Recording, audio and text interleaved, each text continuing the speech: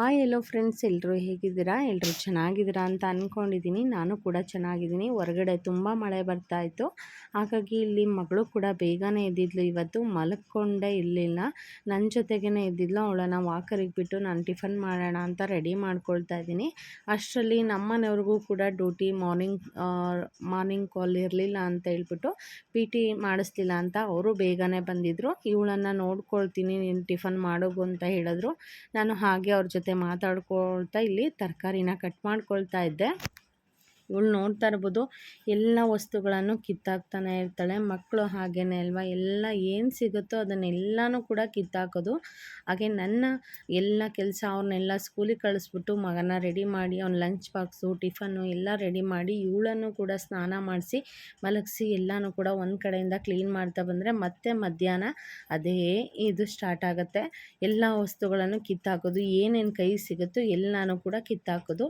ಮಕ್ಕಳಿದ್ರೆ ಹಾಗೆ ಅಲ್ವಾ, ಎಲ್ಲನೂ ಕೂಡ ಹಾಗೆ ಮಾಡೋದು. ಎಲ್ಲ ಮಕ್ಕಳು ಕೂಡ ಹಾಗೇ, ಏನು ಮಾಡೋದಕ್ಕಾಗಿಲ್ಲ. ಮಕ್ಕಳಿದ್ದಾಗ ಅದನ್ನು ಎಂಜಾಯ್ ಮಾಡಬೇಕು ಅಷ್ಟೇ. ನಾವು ಕೂಡ ಅವರಿಗೆ ವಿಡಿಯೋ ಮಾಡಿಕೊಂಡು ತೋರಿಸಿದಾಗ ಮುಂದೆ ಒಂದು ದಿವಸ ಅವರಿಗೂ ಕೂಡ ಖುಷಿ ಆಗುತ್ತೆ. ನಾನು ರಜತ್ಗೆ ಅದೇ ಥರನೇ ಮಾಡ್ತಾಯಿದ್ದೆ, ಬಟ್ ಅವನು ಇವಾಗ ಹೇಳ್ತಾನೆ, ಮಮ್ಮಿ ನಾನು ಈ ಥರ ಎಲ್ಲ ಮಾಡ್ತಾಯಿದ್ನ ಅಂತ. ಹಾಗೆಯೇ ಇವಳಿಗೂ ಕೂಡ ಅವಳಿಗೆ ತಿಳುವಳಿಕೆ ಬಂದಾಗ ಅವಳು ಕೂಡ ಸರಿ ಹೋಗ್ತಾಳೆ. ಇವಾಗ ಎಂಜಾಯ್ ಮಾಡೋ ವಯಸ್ಸು ಮಕ್ಕಳಲ್ವಾ, ಹಾಗೆಯೇ ಏನು ಓಕೆ ಕಲರ್ಫುಲ್ಲಾಗಿ ಏನು ಕಾಣಿಸುತ್ತೋ ಅದನ್ನು ಒಟ್ಟು ಮುಟ್ಟಬೇಕು, ನಾವು ಅದನ್ನು ಕೀಳಬೇಕು, ಎಳೆಬೇಕು ಅನ್ನೋ ವಯಸ್ಸು ಅದು. ಹಾಗಾಗಿ ನಾವು ಅವಳಿಗೆ ಏನೂ ಕೂಡ ಎಳೆಬೇಡ, ಮಾಡಬೇಡ, ಕಿತ್ತಾಕಬೇಡ ಎಂಥದ್ದು ಹೇಳಲ್ಲ.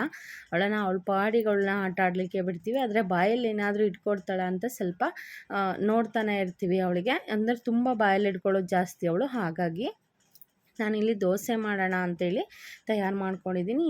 ಇನ್ಸ್ಟೆಂಟ್ ದೋಸೆ. ಇದಕ್ಕೆ ಸಮ ಪ್ರಮಾಣದಲ್ಲಿ ಅಕ್ಕಿ ಹಿಟ್ಟು ಮತ್ತು ಗೋಧಿ ಹಿಟ್ಟು ಎರಡನ್ನೂ ಕೂಡ ತೊಗೊಂಡಿದ್ದೀನಿ. ಹಾಗೆ ತರಕಾರಿಗಳು ಎಲ್ಲನೂ ಕೂಡ ಕಟ್ ಮಾಡಿ ಹಾಕ್ಕೊಂಡಿದ್ದೀನಿ. ಬೀನ್ಸು, ಕ್ಯಾರೆಟು, ಈರುಳ್ಳಿ, ಕೊತ್ತಂಬರಿ ಸೊಪ್ಪು, ಹಾಗೆ ಸ್ವಲ್ಪ ಕ್ಯಾಬೇಜು ಮತ್ತು ಆಲೂಗೆಡ್ಡೆನ ಬೇಯಿಸ್ಬಿಟ್ಟು ಹಾಕ್ಕೊಂಡಿದ್ದೀನಿ. ತುಂಬಾ ಚೆನ್ನಾಗಿರುತ್ತೆ ಇದು. ಇದಕ್ಕೆ ಉಪ್ಪು, ಖಾರದ ಪುಡಿ, ನೀವು ಬೇಕು ಅಂತ ಹೇಳಿದರೆ ಹಸಿಮೆಣ್ಸಿಕಾಯಿ ಕೂಡ ಹಾಕ್ಕೋಬೋದು. ನಾನಿಲ್ಲಿ ಮಕ್ಕಳು ತಿನ್ನೋದ್ರಿಂದ ಖಾರದ ಪುಡಿನೇ ಹಾಕ್ಕೊಂಡಿದ್ದೀನಿ. ಹಾಗಾಗಿ ತುಂಬ ಚೆನ್ನಾಗಿ ಬರುತ್ತೆ ಇದು. ತಾಳಿಪಟ್ಟು ಥರನೇ ತುಂಬ ಚೆನ್ನಾಗಿ ಮಾಡ್ಕೋಬೋದು ಅಂತ ಹೇಳ್ಬೋದು. ಇಲ್ಲಿ ಬೇಕಿದ್ರೆ ಕಾಯಿ ಚಟ್ನಿ ಕೂಡ ಮಾಡ್ಕೋಬೋದು. ನನ್ನ ಚಟ್ನಿ ಏನೂ ಮಾಡಿಲ್ಲ, ಹಾಗೆ ತಿನ್ಕೋಬೋದು ಅಂತ ಹಾಗೇ ಮಾಡಿದ್ದೆ. ತುಂಬಾ ಚೆನ್ನಾಗಿತ್ತು. ಟೇಸ್ಟು ಕೂಡ ನಾನು ಹೇಳಿದ್ನಲ್ಲ, ತಾಳಿಪಟ್ಟು ಮಾಡ್ತೀವಲ್ಲ ಅದೇ ಥರ ಟೇಸ್ಟ್ ಬರುತ್ತೆ ಅಂತ. ಇಲ್ಲಿ ಮಕ್ಕಳಿಬ್ಬರಿಗೂ ಕೂಡ ಹಾಕ್ಕೊಟ್ಟಿದ್ದೆ. ಇವಳು ಸ್ವಲ್ಪ ತಿಂತಾಳೆ ಅಂತ ಕೊಟ್ಟರೆ ಎಲ್ಲ ತಿಂದು ಕೆಳಗಡೆ ಹಾಕ್ತಾಯಿದ್ಲು. ಮತ್ತು ಅದನ್ನು ತೆಗೆದು ಬಾಯಲ್ಲಿ ಇಟ್ಕೊಳ್ಳಲ್ಲ ಅವಳು.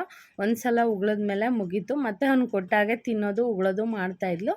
ಅವಳನ್ನ ಮಲಗಿಸ್ಬಿಟ್ಟು ಅವನ್ನ ಸ್ಕೂಲಿಗೆ ಕಳಿಸ್ಬಿಟ್ಟು ನಾನಿಲ್ಲಿ ಅಜ್ಜಿ ಹಬ್ಬನ ಮಾಡ್ತಾಯಿದ್ದೀನಿ ಇವತ್ತು. ಹಾಗಾಗಿ ಅಜ್ಜಿ ಹಬ್ಬಕ್ಕೆ ಸ್ವಲ್ಪ ಹೋಳಿಗೆ ಮಾಡೋಣ ಅಂತ ಬೇಳೆ ಕೂಡ ಬೇಯಿಸ್ಕೊಂಡು ಬೇಳೆ ನೀರನ್ನು ಬಸ್ಕೊಂಡಿದ್ದೀನಿ. ಹಾಗೆ ಇಲ್ಲಿ ಹಿಟ್ಟನ್ನು ಕೂಡ ಕಲಸಿಟ್ಕೊಂಡಿದ್ದೀನಿ, ಹಿಟ್ಟು ನೆನೆಯಲಿ ಅಂತ ಹೇಳ್ಬಿಟ್ಟು. ಪೂರ್ತಿ ವಿಡಿಯೋ ಲೆಂತಿ ಆಗುತ್ತೆ ಅಂತ ನಾನು ವಿಡಿಯೋನ ಪೂರ್ತಿ ಮಾಡಿಲ್ಲ. ನಿಮಗೆ ಹೋಳಿಗೆ ರೆಸಿಪಿ ಬೇಕು ಅಂತ ಹೇಳಿದ್ರೆ ದಯವಿಟ್ಟು ಕಮೆಂಟ್ ಬಾಕ್ಸಲ್ಲಿ ತಿಳಿಸಿ, ನಾನು ಪೂರ್ತಿಯಾಗಿ ವಿಡಿಯೋನ ಹಾಕ್ತೀನಿ. ಇಲ್ಲಿ ಬೇಳೆ ಎಲ್ಲ ಬೇಯಿಸ್ಕೊಂಡ ನಂತರ ನಾನಿಲ್ಲಿ ಹೋಳಿಗೆನ ನಾನು ತೊಗರಿಬೇಳೆ ಒಬ್ಬಟ್ಟನ್ನು ಮಾಡ್ತಾ ಇರೋದು. ಹಾಗಾಗಿ ಬೇಗನೆ ಆಗುತ್ತೆ ಅಂತೇಳಿ ಮಾಡಿದ್ದು. ಸಿಂಪಲ್ಲಾಗಿ ಮಾಡಿದೆ. ಹಪ್ಪಳ ಮತ್ತು ಮೊಸರು ಅನ್ನನೇ ಮೇಯ್ನಾಗಿ ಅಜ್ಜಿ ಹಬ್ಬಕ್ಕೆ ಮಾಡೋದು. ಅಜ್ಜಿ ಹಬ್ಬದ ವಿಶೇಷತೆ ಏನಪ್ಪ ಅಂತ ಹೇಳಿದ್ರೆ, ಮನೆಯಲ್ಲಿ ದನ ಕರುಗಳು ಮತ್ತು ಮಕ್ಕಳುಗಳು ಮೇಯ್ನಾಗಿ ಈ ಆಷಾಢದಲ್ಲಿ ಅಥವಾ ಮಳೆಗಾಲದಲ್ಲಿ ಕೆಲವೊಂದು ರೋಗಗಳು ಬರುತ್ತೆ. ಆ ರೋಗ ಬಾಧೆಯಿಂದ ತಪ್ಪಿಸ್ಕೊಳ್ಳೋದಕ್ಕೆ ಹಿಂದೆಲ್ಲ ಕೂಡ ಊರಿನ ದೇವತೆಗೆ ಈ ಥರ ಎಡೆನ ಹಾಕ್ತಿದ್ರಂತೆ. ಹಾಗಾಗಿ ಮನೆಗಳಲ್ಲೂ ಈ ಥರನ ಹಬ್ಬ ಮಾಡೋದ್ರಿಂದ ದೇವಿಯ ಒಂದು ಶಕ ಮುರಿಯುತ್ತೆ ಅಂತ ಹೇಳ್ಬಿಟ್ಟು ಈ ಥರ ಹಬ್ಬಗಳನ್ನು ಮಾಡ್ತಾರೆ ಹಳ್ಳಿ ಕಡೆಗಳಲ್ಲಿ. ಹಾಗೆ ಇದಕ್ಕೆಲ್ಲ ನಮ್ಮ ಅಜ್ಜಿ ನಮಗೆ ಹೇಳ್ತಿದ್ದಂತಹ ಕತೆ, ಆಷಾಢ ಅಂದರೆ ಮಳೆಗಾಲದಲ್ಲಿ ಕೆಲವೊಂದು ರೋಗಗಳು, ದಡಾರ, ಕಾಲರ, ಮಲೇರಿಯಾ ಈ ಥರ ರೋಗಗಳು ಬರ್ತಾಯಿತ್ತಂದೆ. ಅದೆಲ್ಲನೂ ಕೂಡ ಅದು ದೇವಿಯ ಶಾಪ ಅಂತೇಳಿ ಈ ಥರ ಅಜ್ಜಿ ಹಬ್ಬನ ಮಾಡ್ತಾಯಿದ್ರು ಅಂತ. ಹಾಗಾಗಿ ನಾವು ಕೂಡ ಅದೇ ವಾಡಿಕೆನ ಮುಂದುವರಿಸ್ಕೊಂಡು ಬಂದಿರೋದ್ರಿಂದ ನಾವು ಕೂಡ ಮನೇಲಿ ಮಾಡ್ತೀವಿ. ಹಾಗೆಯೇ ಈ ವಿಡಿಯೋ ಯಾರಿಗೆಲ್ಲ ಇಷ್ಟ ಆಗಿದೆ ದಯವಿಟ್ಟು ಲೈಕ್ ಮಾಡಿ, ಶೇರ್ ಮಾಡಿ, ಕಮೆಂಟ್ ಮಾಡಿ. ಹಾಗೆ ಯಾರು ಹೊಸದಾಗಿ ನನ್ನ ಚಾನಲ್ನ ನೋಡ್ತೀರಾ ದಯವಿಟ್ಟು ಸಬ್ಸ್ಕ್ರೈಬ್ ಮಾಡ್ಕೊಂಡು ನೋಡಿ. ಈ ವಿಡಿಯೋ ಯಾರಿಗೆಲ್ಲ ಇಷ್ಟ ಆಗಿದೆ ದಯವಿಟ್ಟು ಲೈಕ್ ಕೊಡೋದನ್ನು ಮರಿಬೇಡಿ. Thank you.